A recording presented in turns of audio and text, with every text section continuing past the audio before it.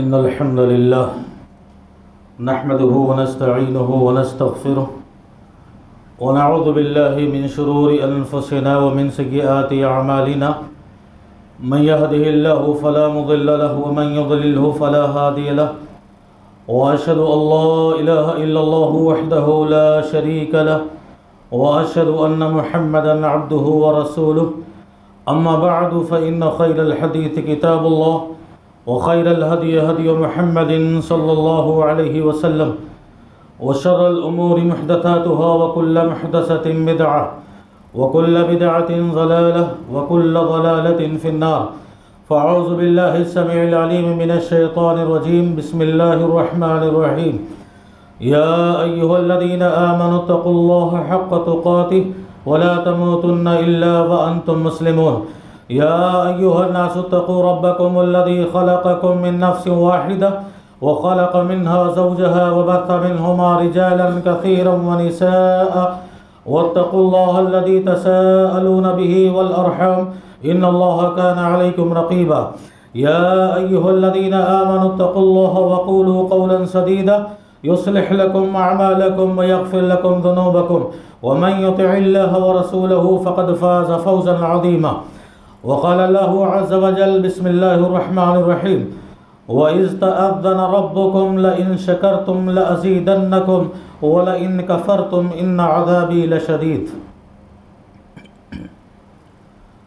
سب سے پہلے تمام قسم کی حمد و ثنا، بڑائی اور کبریائی اور بزرگی اس اللہ عز و جل کے لیے لائق و زیبا ہے جس نے ہمیں اور آپ کو اس دنیا کے اندر پیدا فرمایا۔ بے شمار درود و سلام نازل ہو تمام نبیوں، پیغمبروں اور رسولوں پر، خصوصاً تاجدار مکی و مدنی احمد مصطفیٰ محمد مصطفیٰ صلی اللہ علیہ وسلم پر۔ حاضرین جمعہ، خطبہ مسنونہ کے بعد سورۃ البقرہ کی جو آیت پڑھی گئی ہے اس کا ترجمہ کچھ اس طرح ہے کہ وَإِذْ تَأَذَّنَ رَبُّكُمْ، یاد کرو جب تمہارے رب نے یہ اعلان فرمایا کہ لَئِن شَكَرْتُمْ لَأَزِيدَنَّكُمْ، اگر تم شکر گزاری کرتے رہو گے تو ہم تمہیں مزید نوازتے رہیں گے، عطا کرتے رہیں گے، دیتے رہیں گے۔ وَلَئِن كَفَرْتُمْ إِنَّ عَذَابِي لَشَدِيدٌ، اور اگر تم ناشکری کرنے لگے تو اس بات کو اچھی طرح جان لو کہ میرا عذاب بہت سخت اور بہت شدید ہے۔ اس آیت کی روشنی میں آج کے خطبہ جمعہ میں شکر گزاری کی عبادت کے سلسلے میں گفتگو کرنے کے لیے حاضر ہوا ہوں۔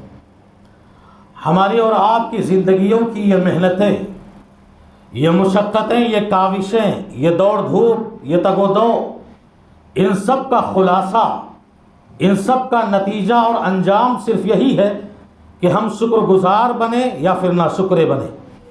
اللہ نے فرمایا اِنَّا هَدَيْنَاهُ السَّبِيلَ إِمَّا شَاكِرًا وَإِمَّا كَفُورًا، کہ ہم نے تو انسانوں کو دونوں ہی راستے بتا دیے، اب اس کی مرضی ہے وہ سیدھے راستے پر، صحیح راستے پر چل کر شکر گزار بنے یا پھر غلط راستے پر چل کر ناشکرا بنے۔ یہ دن کے اجالے، یہ دن کی روشنی، رات کی تاریکیاں، رات کے اندھیرے، یہ ہم انسانوں کی بنیادی ضرورت اور ایک عظیم نعمت بھی ہیں، یہ بھی اپنے اندر شکر کا پیغام رکھتے ہیں۔ اللہ رب العزت نے سورۃ الفرقان میں فرمایا کہ وَهُوَ الَّذِي جَعَلَ لَكُمُ اللَّيْلَ وَالنَّهَارَ خِلْفَةً لِمَنْ أَرَادَ أَنْ يَذَّكَّرَ أَوْ أَرَادَ شُكُورًا، کہ دن و رات کا یہ آنا جانا، دن و رات کا آگے پیچھے یہ چلنا، دراصل یہ شکر کا پیغام اس طرح لاتی ہے کہ انسان اجالے میں رہ کر رب کی کتنی شکر گزاری کرتا ہے اور رات کے اندھیروں میں رہ کر وہ رب کی کتنی شکر گزاری کرتا ہے۔ یہ پیغام لے کر دن و رات آتے ہیں۔ یہی وجہ ہے کہ آپ اس دنیا کے اندر دیکھیں گے کہ سب سے زیادہ اپنے رب کو نبیوں نے جانا ہے، سب سے زیادہ اپنے رب کو پیغمبروں نے پہچانا ہے، اور سب سے قریب جو بندے رہے ہیں وہ اللہ کے برگزیدہ بندے نبی اور رسول رہے ہیں۔ ان کی زندگیوں کا آپ مطالعہ کریں گے تو شکر گزاری کی عبادت ہر پل آپ ان کی زندگی میں پائیں گے۔ اللہ رب العزت نے قرآن مجید کے اندر پیغمبروں کا تذکرہ اور پیغمبروں کا بیان جہاں کیا، وہاں اس صفت شکر گزاری کی عبادت کا تذکرہ کیا، ان کے ساتھ جوڑ رکھا ہے۔ حضرت نوح علیہ السلام کے سلسلے میں اللہ نے فرمایا کہ انہو کان عبدا شکورا، کہ لوگوں نوح علیہ السلام ایسے پیغمبر تھے جو بڑے ہی شکر گزار بندے تھے۔ حضرت ابراہیم علیہ السلام کے سلسلے میں اللہ نے فرمایا شاکرا لانعمہ، کہ میرے خلیل نے اپنی زندگی میں جب بھی میری نعمتوں کو پایا ساری زندگی یہ میری شکر گزاری کرتے رہے۔ پیغمبر محمد صلی اللہ علیہ وسلم کے سلسلے میں اللہ نے فرمایا کہ فَاعْبُدْ وَكُن مِّنَ الشَّاكِرِينَ، اے پیغمبر اللہ کی عبادت و بندگی کیجئے اور شکر گزار بندوں میں سے شامل ہو جائیے، شکر گزاری کرنے والے لوگوں میں شامل ہو جائیے۔ آپ جانتے ہیں تمام انسانوں پر، ہمارے اور آپ کے اوپر اللہ کی بے شمار نعمتیں، اور اتنی زیادہ کہ ہم اس کو شمار بھی نہیں کر سکتے۔ اللہ نے اعلان فرمایا کہ وَإِن تَعُدُّوا نِعْمَتَ اللَّهِ لَا تُحْصُوهَا، میرے بندو میری نعمتوں کو، میرے احسانات کو، میرے کرم فرمائی کو اگر تم کاؤنٹنگ میں لانا چاہو، شمار کرنا چاہو، تمہاری زندگی ختم ہو جائے گی۔ اس کے انعام و اکرام کو شمار نہیں کر سکتے، اس کے احسان کو گن نہیں سکتے۔ ہاں یہ اور بات ہے کہ نعمتوں کو پانے کے بعد شکر گزاری کا جذبہ اسی مسلمان میں پیدا ہوتا ہے، اسی انسان میں پیدا ہوتا ہے جس کے اندر نعمتوں کو پانے کا احساس ہو، اس کے اندر نعمتوں کو پانے کی ذمہ داری ہو۔ آپ دنیا چھوڑ دیجئے، یہ بنگلے چھوڑیے، یہ کوٹھیاں چھوڑیے، یہ فلیٹ چھوڑیے، یہ جائیداد چھوڑیے، یہ پراپرٹی چھوڑیے، سب کچھ چھوڑ دیجئے، صرف آپ اپنے وجود کا جائزہ لیجئے۔ آپ اپنے جسم پر ایک نگاہ سرسری ڈالیے اور ذرا دیکھیے کہ آپ کا یہ جسم، آپ کا یہ بدن اپنے رب کی کتنی نعمتوں کو لے کے چل رہا ہے۔ یہ آنکھیں، یہ کان، یہ ناک، یہ ہاتھ، یہ پیر اور یہ اندرونی اور باہری جو بھی جسم کے اعضاء ہیں، ذرا سا ڈس بیلنس کیا ہو جائے انسان کی زندگی تباہی کے دہانے پر آ جاتی ہے۔ اللہ نے کہا کہ پوری دنیا مت دیکھو، صرف اپنا جسم دیکھو۔ شریعت کہتی ہے نعمت کا احساس کرو گے تو شکر گزاری کی عبادت کا شوق پیدا ہوگا۔ ان آنکھوں سے جو دنیا کی رنگینیاں دیکھ رہے ہو، ان کانوں سے جو اپنے بچوں کے پیار و محبت کی آوازیں سن رہے ہو، یا ان پیروں سے جہاں تم چل کر تجارت اور کاروبار کر رہے ہو، ان ہاتھوں سے جو تم مضبوط سے مضبوط چیزوں اور وزن سے وزن چیزوں کو اٹھا رہے ہو، ذرا سوچو جن کے پاس یہ ساری نعمتیں نہیں ہیں انہیں کس قدر احساس ہو رہا ہوگا کہ کاش میرے پاس بھی آنکھیں ہوتی، میں دنیا کی رنگینیاں دیکھتا، میرے پاس کان کی سماعتیں ہوتی تو ہم بھی اپنے بچوں بیویوں کی آوازوں کو سنتے۔ یہ ساری نعمتیں جن کے پاس نہیں ہے ان کے دل سے پوچھو کہ یہ نعمتیں کتنی حیثیت رکھتی ہیں، کتنا مقام رکھتی ہیں۔ ذرا سا دل کیا خراب ہو جائے، ذرا سا گردہ کیا خراب ہو جائے، ذرا سا کڈنی کیا خراب ہو جائے، ذرا سی آنکھوں کی بینائی کیا جانے لگے، انسان کی لاکھوں جائیداد اور پراپرٹیاں ختم ہو جاتی ہیں اسی کے علاج کرانے میں اور اسی کے دوا کرانے میں۔ اس کی ان نعمتوں کی قیمت کب پہچانو گے؟ شکر گزاری کی عبادت کا جذبہ کب لاؤ گے؟ ذرا سوچو شکر گزاری کیسے پیدا ہوتی۔ احساس نعمت کو اپنے سامنے رکھو، اور خوشی کا معاملہ ہو یا غمی کا معاملہ ہو، صحت و تندرستی کا معاملہ ہو یا پھر بیماری کا معاملہ ہو، روزیوں میں خوشحالی کا معاملہ ہو یا روزیوں میں تنگ دستی کا معاملہ ہو، ہر حال میں اللہ کا شکر ادا کرتے رہو، شکر کی گزاری کی عبادت کرتے رہو۔ اور جانتے ہو خوشیوں میں تو ہر کوئی عبادت اور خوشیوں میں ہر کوئی اللہ کی حمد و ثنا بیان کر لیتا ہے۔ کمال کی بات ہے، حوصلے کی بات ہے کہ جب کامرانی ملے، کامیابی ملے، ترقی ملے اور آپ کو خوشیاں ملے، مسرت ملے، ظاہر سی بات ہے آپ کہو گے الحمدللہ، اللہ کا شکر ہے۔ لیکن وہیں پر زندگی کے جب غموں کے مرحلوں سے گزرو، مصیبتوں کے مرحلوں سے گزرو، پریشانیوں کے مرحلوں سے گزرو، آفتوں کے مرحلوں سے گزرو اور الجھنوں کے، بے چینیوں، بے قراریوں کے مرحلوں سے گزرو، ایسے مرحلوں میں بھی اگر اللہ کا شکر بجا لا رہے ہو، الحمدللہ کہہ رہے ہو، اللہ کا شکر ہے، تو یہ بڑی کمال کی عبادت ہے، بڑے حوصلے کی عبادت ہے۔ آپ جانتے ہیں پیارے نبی جناب محمد رسول اللہ صلی اللہ علیہ وسلم زندگی کے ہر پل، ہر لمحہ، دن و رات عائشہ رضی اللہ تعالیٰ عنہ بیان کرتی کہ خوشیوں کا مرحلہ ہو یا غموں کا، الحمدللہ علی کل حال، ہر حال میں پیغمبر اپنے رب کا شکر ادا کرتے تھے۔ اور خوشیاں مل جائے، نعمت مل جائے، حوصلہ مل جائے، تو پھر الحمدللہ کہنے پر 4 چاند لگ جاتے تھے۔ آپ جانتے ہیں پیارے نبی صلی اللہ علیہ وسلم کو بے شمار نعمتیں ملی، بے شمار نعمتیں اور خوشیاں اللہ کی جانب سے ملی ہیں۔ میں صرف 2 نعمتوں کا تذکرہ کرتا ہوں، اور اس کے بعد آپ نے ان نعمتوں کو پانے کے بعد شکر گزاری کیسے بجا لائی، اپنے رب کا شکر کیسے ادا کیا، ذرا سوچو۔ اللہ رب العزت نے فرمایا کہ کل حشر کی عدالت میں جو سب سے بڑا مقام اور مرتبے والی جگہ ہوگی وہ مقام محمود ہوگا۔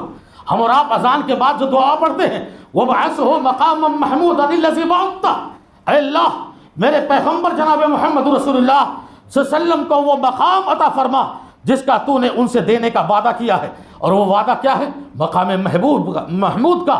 عسیٰ ان یبعثک ربک مقاما محمودا، اللہ مقام محمود آپ کو عطا فرمائے گا۔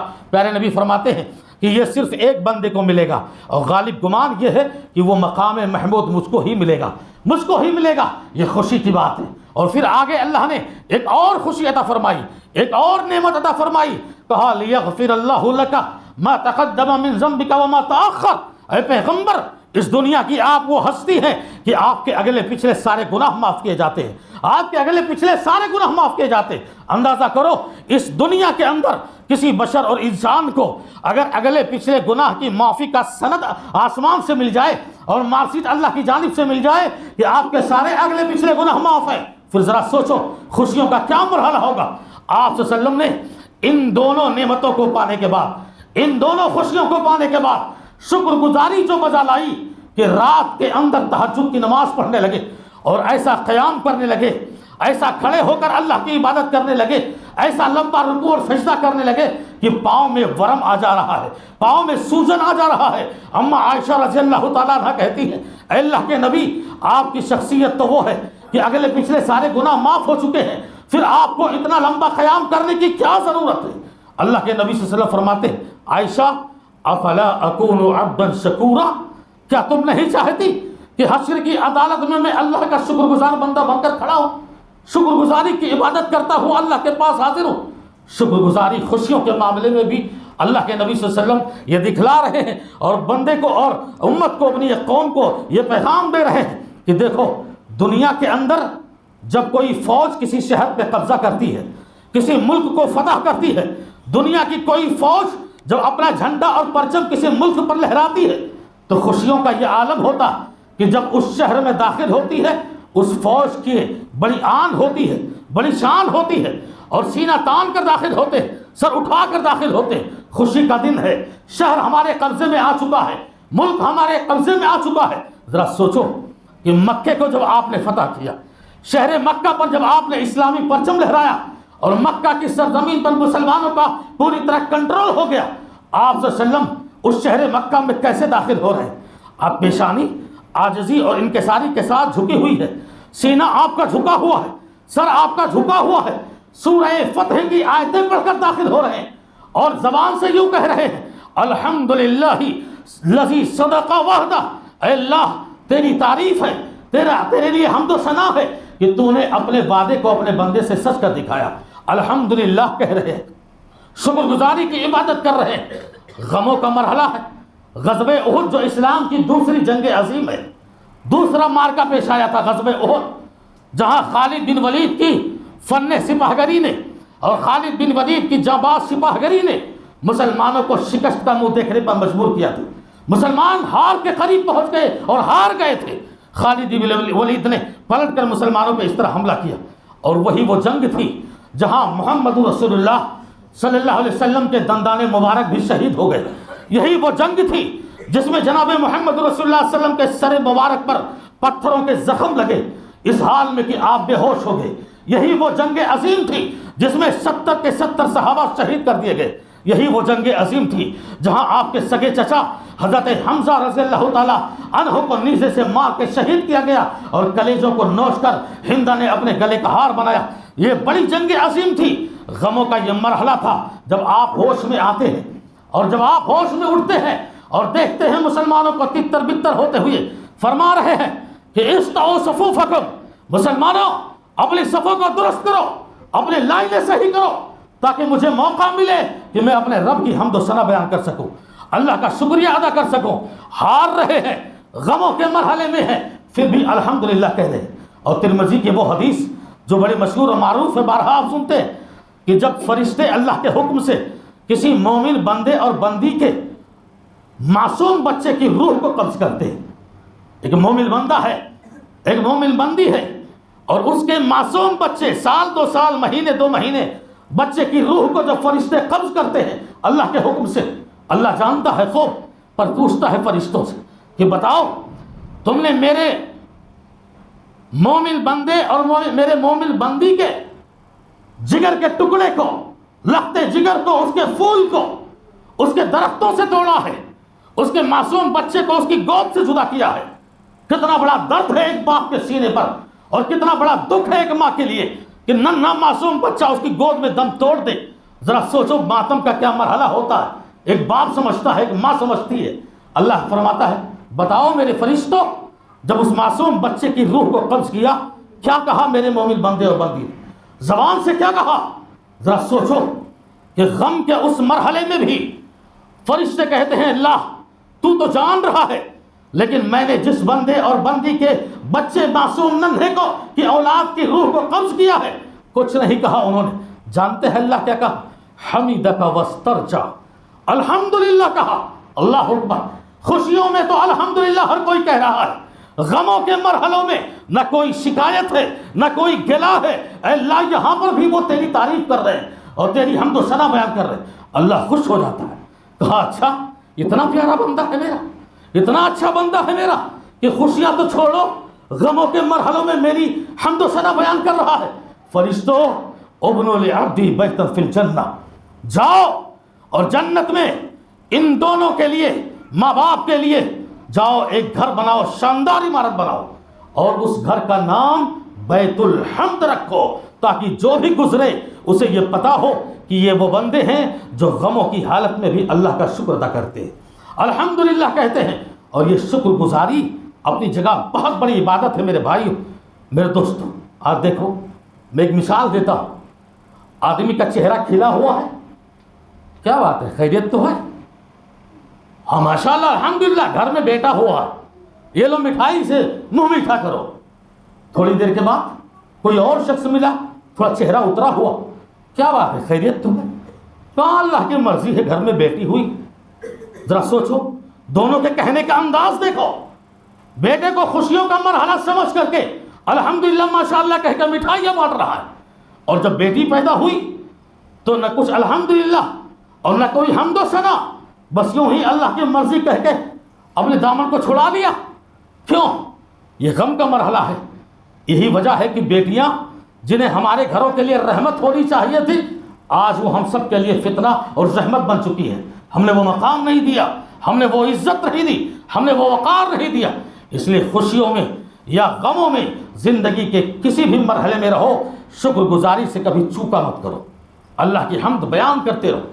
حمد و ثنا، یہ شکر گزاری کے تقاضے کیا ہے جانتے ہیں؟ سب سے پہلا تقاضا، ہر حال میں، زندگی کے ہر لمحے پانی کا ایک قطرہ بھی اگر حلق کے نیچے جائے الحمدللہ کہہ دو. کھانے کا ایک دانہ بھی حلق کے نیچے اترے الحمدللہ کہہ دو. سانس چل رہی ہے، ہر سانس پہ کہو الحمدللہ. دل کی دھڑکنیں چل رہی ہیں، ہر دھڑکن کے ساتھ کہو الحمدللہ. اس لیے کہ یہ زندگی ایک سفر ہے، اور اس زندگی کے سفر میں بھی نہ جانے کتنے سفر ہوتے، نہ جانے کتنے سفر ہوتے. کون کب کہاں ہوتا ہے، کون کہاں کب زندگی پاتا ہے، اور کہاں کب کون موت پاتا ہے. اسی ہی اپنے ہی ملک کا ایک بڑا حادثہ آپ نے دیکھا. کل جہاز کریش ہوا، 242 سواری یاتری جو سوار تھے جاں بحق ہو گئے. لمحہ نہیں لگا، منٹوں اور گھنٹوں نہیں لگے، اتنی بڑی تعداد میں بیچارے موت کے حوالے ہو گئے، اللہ کو پیارے ہو گئے. کتنے اپنوں سے جدا ہو گئے، کتنوں کے وعدے ٹوٹ گئے، کتنوں کی جانیں گئیں، کتنوں کے مال گئے. سب دکھی ہے. کون ہوگا، کون وہ زندہ انسان ہوگا جو اس منظر کو دیکھ کر آنکھوں میں نمی نہیں آئی ہوگی؟ کون ایسا سنگ دل انسان ہوگا جس نے وہ جہاز کے اندر مرنے والے شخص کی لاشوں کو دیکھا ہوگا اور اس کے دل تھرا نہیں گئے ہوں گے، اس کی روح کانپ نہیں گئی ہوگی؟ یہ زندگی کا فلسفہ ہے، اس کو سمجھو، قدرت کی عظمت کو جانو یہ زندگی بچپنا جوانی بڑھاپا دیکھ کر نہیں ملتی. اسی سواریوں میں بچے بھی جوان بھی بوڑھے بھی سب اللہ کو پیارے ہو گئے ایک حادثے میں. ایسے ایسے حادثے اب ہو رہے ہیں خاص کر کے کہ ہماری اور آپ کی زندگی کا خود ہی بھروسہ نہیں. پھر سانس چلتے ہوئے ہم شکر گزاری کی عبادت کیوں نہ کریں کہ ایک سانس بھی مل رہی ہے. یہ اللہ کی بہت بڑی رحمت ہے, یہ اللہ کا بہت بڑا شکر ہے. ایک دھڑکن بھی دل کی چل رہی ہے, یہ اللہ کا بہت بڑا احسان ہے, اللہ کا بہت بڑا شکر ہے. اور شکر گزاری کا ایک اور تقاضا بھی ہے جو ہمیشہ آپ اپنے ذہن میں رکھو. کوئی بھی نعمت ملے, کوئی بھی حوصلہ ملے, کوئی بھی کامیابی ملے, چاہے وہ تجارت کے حوالے سے ہو, چاہے آپ کی اپنے گھریلو معاملے کے حساب سے, کوئی بھی نعمت آپ کو ملے, ہوشیار رہنا, خبردار رہنا, اس نعمت کو کبھی اپنی جانب منسوب نہیں کرنا کہ یہ مجھے اپنی صلاحیت سے نعمت ملی ہے, یہ مجھے اپنی قابلیت سے ملی ہے, یہ مجھے اپنی لیاقت سے ملی ہے. نہیں, یہ غرور ہے, یہ تکبر ہے, یہ گھمنڈ ہے جو آدمی کسی نعمت کو پانے کے بعد یوں کہے کہ ہم نے اس کو اپنی صلاحیت سے حاصل کیے, ہم نے اس کو اپنے قابلیت سے حاصل کیے. نہیں, ٹھیک ہے, محنت ہماری ہے, مشقت ہماری ہے, خون پسینے ہم نے بہائے ہیں, ہم نے تکلیفیں تلاش اور جستجو کی ہے, سب کچھ ٹھیک ہے, لیکن نعمت کے اصل نسبت اللہ کی جانب کرنا ہے. یہ میرے رب کی نعمت ہے, یہ میرے رب کی طرف سے ملی ہے. جانتے ہو یہ حضرت سلیمان علیہ السلام ایک درباری 3000 کلومیٹر کی دوری پر ملکہ سبا کا تخت پلک جھپکنے میں سلیمان کے سامنے لے آتا ہے. قرآن مجید میں واقع ہے نا, ایک درباری سلیمان علیہ السلام کا درباری, اور اللہ نے انہیں اختیار دیا تھا, انہیں طاقت دی تھی, انہیں قوت دیا تھا, انہیں بادشاہ بنایا تھا. پرندوں کی زبان, چرندوں کی زبان اور ہواؤں پہ قبضہ, نہ جانے کیا کہ اللہ نے انہیں طاقت دے رکھی تھی. 3000 کلومیٹر سوچنے کی بات ہے, تقریباً 3000 میل کلومیٹر کا فاصلہ, اور پلک جھپکنے سے پہلے ملکہ سبا کا پورا تخت و تاج لا کر ایک شخص نے رکھ دیا. سلیمان علیہ السلام اپنی طاقت, اپنا اختیار دیکھ رہے, کہیں غرور نہ آ جائے, کہیں تکبر نہ آ جائے. سلیمان فوراً کہہ پڑے, ھذا من فضل ربی. لوگوں, یہ میری طاقت نہیں ہے, یہ میرا اختیار نہیں ہے. اسی لیے بہت سارے لوگ اپنے گھروں کے دروازوں پر بھی لکھے رہتے, ھذا من فضل ربی. یہ اختیار, یہ طاقت مجھ کو میری قابلیت پر نہیں ملا, یہ میرے رب کی جانب سے ملا ہے. اس لیے نعمت ملے رب کی جانب منسوب کر دیا کرو, یہ اللہ کی طرف سے ملا, ورنہ یہ قارونیت ہے. قارون کو لوگوں نے کہا تھا نا کہ یہ جتنے خزانے ہیں, اتنے خزانوں کا مالک ہے. کیا مطلب عشق کرتے تھے, رشک کرتے تھے لوگ. دنیا کا سب سے بڑا خزانے والا امیر زادہ, جانتے ہو اس نے کیا کہا تھا؟ قارون نے اعلان کیا تھا, یہ خزانے جو میرے پاس ہے, اور یہ جو جائیداد پراپرٹیاں میرے پاس ہیں, یہ ہیرے جواہرات جو میرے پاس, یہ میری اپنی قابلیت کی بنیاد پر ہے, یہ میری اپنی صلاحیت کی بنیاد پر ہے, یہ میری اپنے ٹیلنٹ کی بنیاد پر ہے. اللہ نے کہا اچھا, یہ خزانے دیے ہوئے میرے, یہ ہیرے جواہرات دیے ہوئے میرے, اور تو کہہ رہا ہے میری قابلیت پر ملا, میری صلاحیت پر ملا.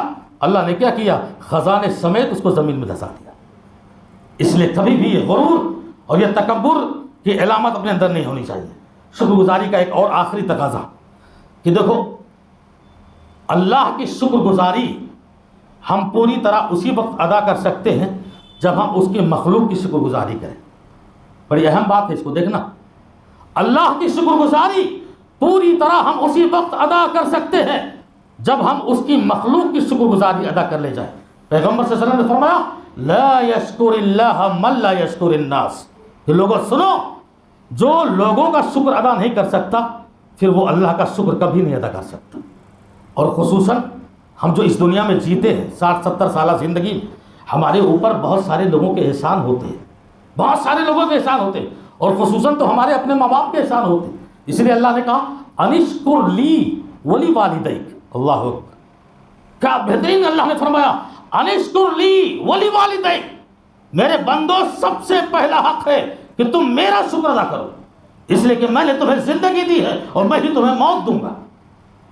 اور پھر کہا ولی والدیک, اپنے ماں باپ کا شکر ادا کرو.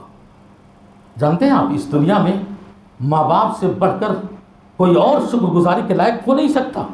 اور جو اولاد اپنی زندگی میں اپنے ماں باپ کی خدمت گزاری نہیں کر سکا، اس منبر رسول سے کہہ رہا ہوں واللہ وہ اس دنیا میں کسی بھی رشتے کا پورا حق نہیں ادا کر سکتا ہے، چاہے وہ اپنی اولاد کا ہو چاہے اپنی بیوی کا۔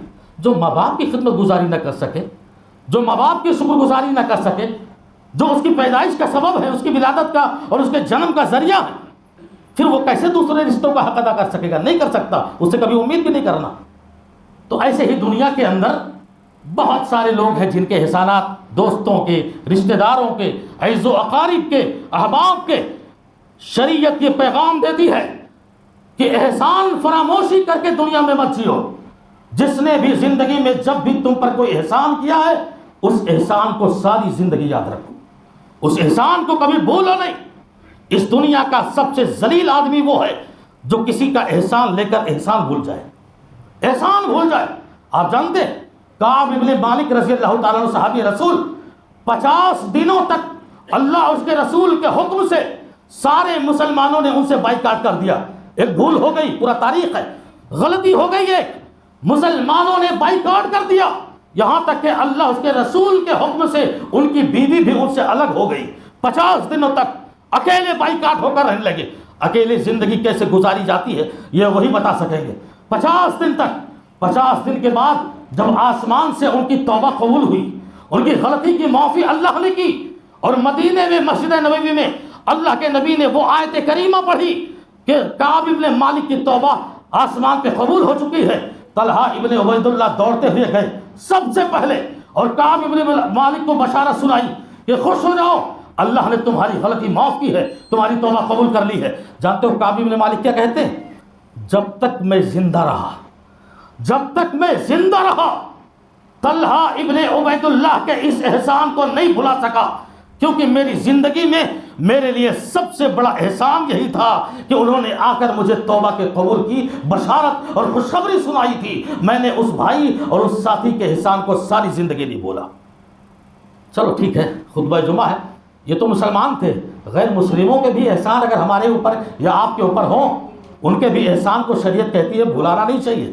ابھی چند جمعہ پہلے میں نے سب بتایا بھی تھا، شاید اشارہ کر کے، مطعم بن عدی یہ کافروں کا سب سے بڑا سردار تھا، نبی پر بہت احسان کیا تھا۔